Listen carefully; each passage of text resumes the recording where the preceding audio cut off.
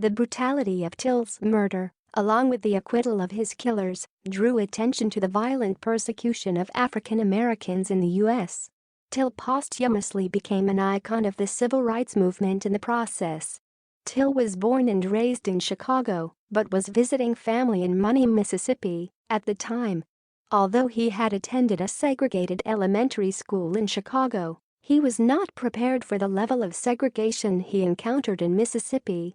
Till's mother, Emmett Till, had even warned him to take care of himself because of his race.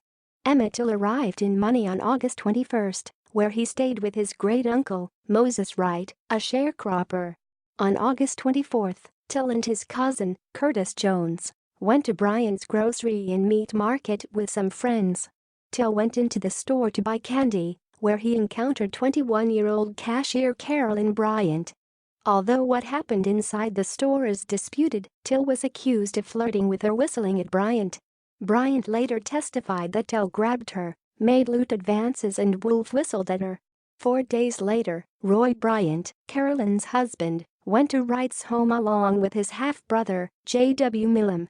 The two forced their way into Wright's home and abducted Till at gunpoint.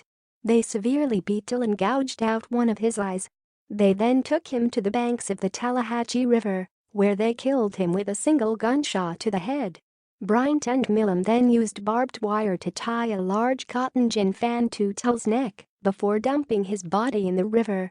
Wright reported the kidnapping to police and Bryant and Millam were arrested the next day. On August 31, Till's body was discovered, although his face was unrecognizable as a result of the assault. Positive identification was only possible because Till was wearing a monogrammed ring that belonged to his father, Lewis. When Till's body returned to Chicago, Mamie Till kept her son's casket open during his funeral, choosing to show the world the brutality of what happened to Emmett Till.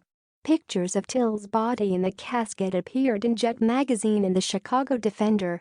Roy Bryant and J.W. Millam's trial began on September 19, where Wright identified the two as Till's killers.